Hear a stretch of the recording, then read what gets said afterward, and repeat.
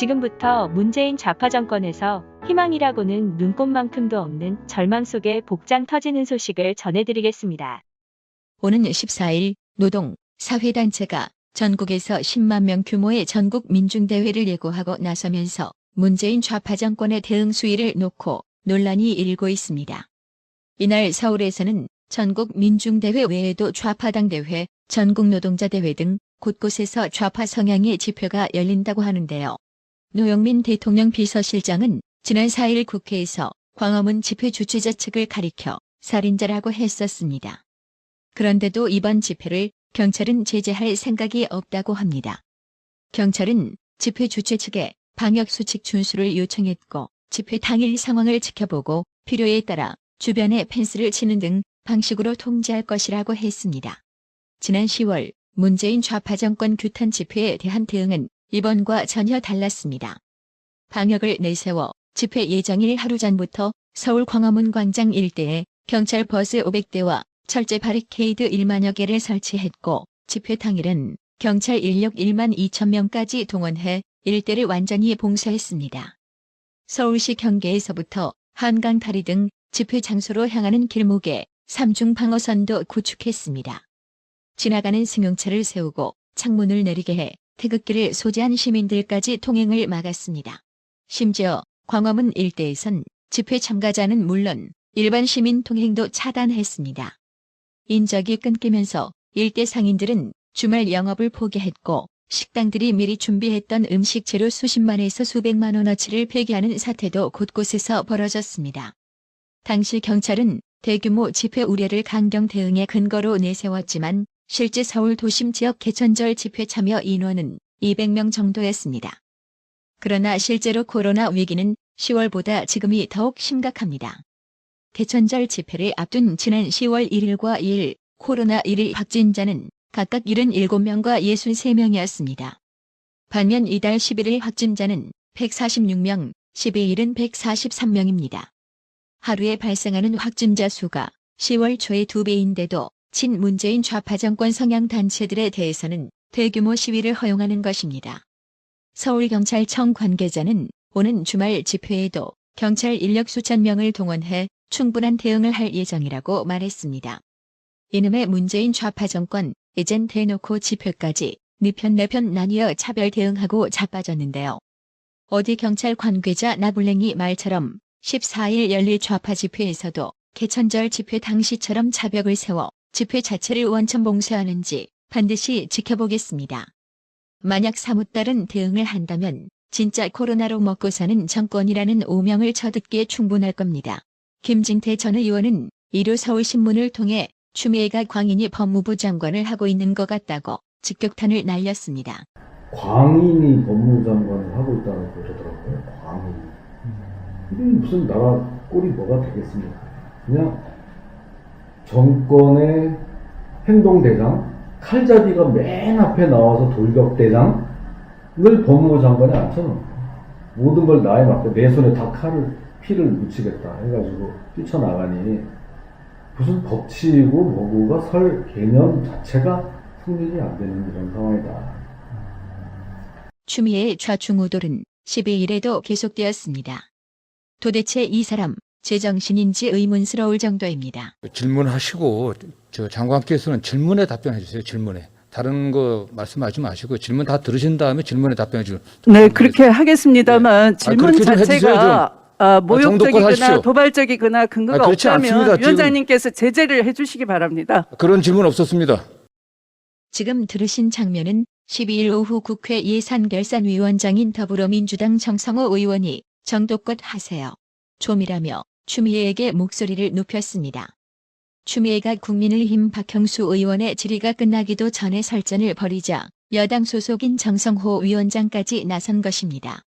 추미애가 놀란 듯 위원장석을 노려봤지만 정성호 위원장은 다른 거 말씀하시지 마시고 질문 다 들으신 다음에 답변해달라. 그렇게 해주세요 좀. 이라면서 재차 주의를 줬습니다. 추미애도 그렇게 하겠습니다만 질문 자체가 모욕적이거나 도발적이거나 근거가 없을 경우 위원장께서 제재를 해주시기 바란다면서 물러서지 않았습니다. 하지만 정성호 의원은 그렇지 않다. 그런 도발적인 질문은 없었다면서 도리어 야당 편에 섰습니다. 추미애 좌충우돌이 얼마나 볼썽사나웠으면 민주당 의원마저 이러겠어요? 추미애의 막가파식 좌충우돌은 여기서 끝나는 게 아닙니다. 급기야 추미애가 12일 법무부에 채널A 사건 피의자인 한동훈 법무연수원 연구위원 사례와 같이 피의자가 휴대폰 비밀번호를 악의적으로 숨기고 수사를 방해하는 경우 영국 등 외국 입법례를 참조하여 법원의 명령 등 일정 요건 하에 그 이행을 강제하고 불이행 시 제재하는 법률 제정을 검토하라고 지시했습니다. 이에 대해 한동훈 검사장은 즉각 입장문을 통해 당사자의 방어권은 헌법상 권리라며 헌법과 인권보호에 보류해야 할 법무부 장관이 당사자의 헌법상 권리 행사를 악의적이라고 공개 비난하고 이를 막는 법 제정을 운운하는 것은 황당하고 반헌법적 발상이라고 반박했습니다. 이처럼 추미애가 이제 국민 개인의 헌법적 권리도 개무시하고 완전 막가파식으로 피의자의 휴대폰 비밀번호 해지를 강제할 수 있는 세칭 한동훈 방지법을 만들라고 지시한 데 대한 비판이 빗발치는 등 파장이 일고 있습니다. 금태섭 전 의원은 휴대전화 비밀번호 공개를 강제하고 응하지 않으면 불이익을 주는 법을 만들겠다니라며 그런 법이 자백을 강제하고 자백하지 않으면 불이익을 주겠다는 법과 무슨 차이가 있는가라고 반문했습니다. 그러면서 인권 보장을 위해 수십 년간 힘들여 쌓아올린 정말 중요한 원칙들을 하루아침에 이렇게 유린해도 되나라며 그것도 진보적 가치를 추구한다는 정부에서라고 목소리를 높였습니다. 금태섭 전 의원은 법률가인 게 나부터 부끄럽고 이런 일에 한마디도 안 하고 침묵만 지키는 민변 출신 민주당 국회의원들한테도 솔직히 참을 수 없이 화가 난다고 민주당 의원을 질타하기도 했습니다. 여기서 금태섭 전 의원에게 한마디만 꿀팁을 제공하고 싶은데요. 민주당 의원들은 정의보다 진영 논리가 더 중요하답니다. 그걸 아직도 모르겠어요? 그러니 안면 몰수하고 당헌까지 수정해가며 서울, 부산 재보궐선거 후보내는 양심불량 대세 전환을 과감하게 하는 거죠. 비아냥의 대가 진중권 씨도 자신의 페이스북을 통해 장관님 차라리 고문을 합법화하세요라며 휴대전화 비밀번호를 법적으로 빼내는 방법은 아무리 생각해도 그것밖에 없거든요라고 비꼬았습니다. 진중권 씨는 이어 대쪽 같은 이재명 지사님도 고문하면 몇 분 안에 전화번호 부실 겁니다라며 친형 강제 입원 의혹 사건 수사 때 끝까지 휴대폰 번호를 공개하지 않은 이재명 지사를 빗대어 힐난하기도 했습니다. 좌파 정당에 가까운 정의당 역시 인권 변호사 출신 대통령이 이끄는 정부의 법무부 수상으로서 추미애가 검찰총장과 신경전을 벌이느라 자신의 본분을 이렇게 망각하고 인권을 억압하는 행태를 보인다면 국민들께서 결코 좌시하지 않을 것이라고 경고했습니다. 장혜영 정의당 원내대변인은 이날 논평을 통해 이는 기존 형사법에서 보장하는 자백 강요 금지, 진술 거부권, 자기방어권, 무죄 추정 원칙을 뒤흔드는 처사라며 이같이 말했습니다. 그러면서 우리 헌법 12조는 불리한 진술을 강요당하지 않을 권리를 담고 있다.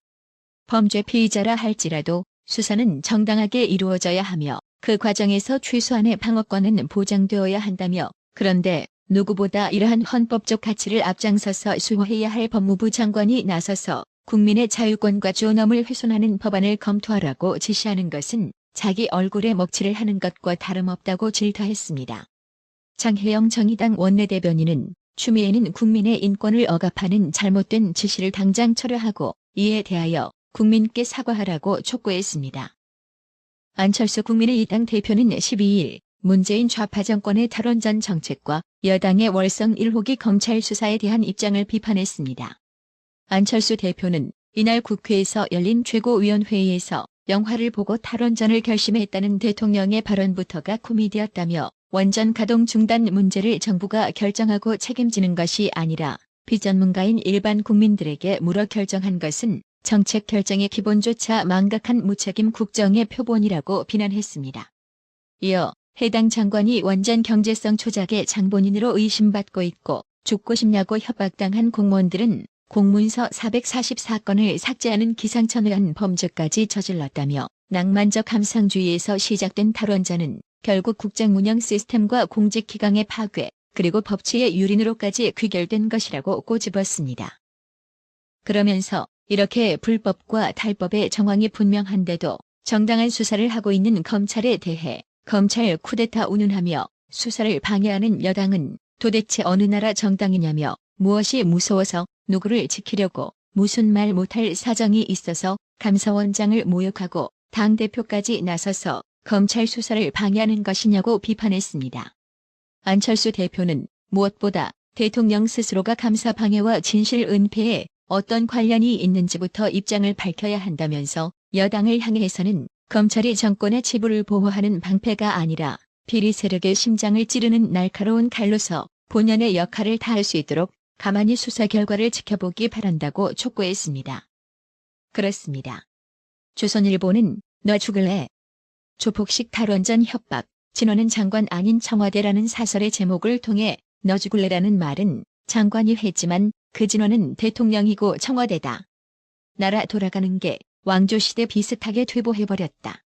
이 모든 것이 대통령 한 사람의 탈원전 집착과 오기에서 비롯된 것이다.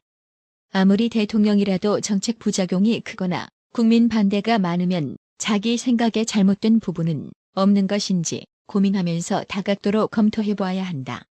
문 대통령은 정반대로 한다.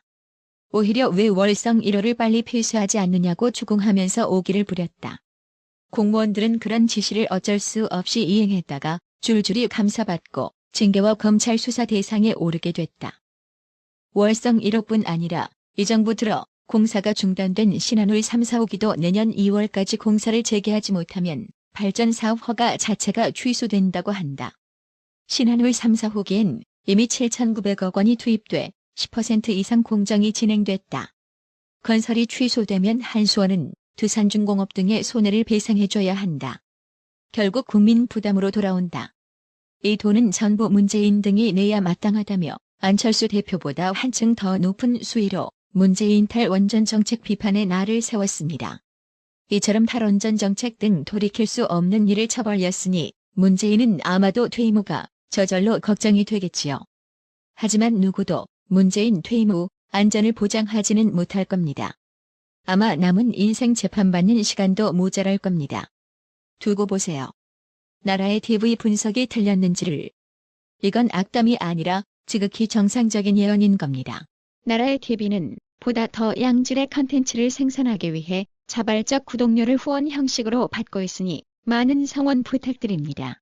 구독 그리고 알람 설정, 뉴스 영상 내용이 좋았다면 좋아요를 클릭해주세요.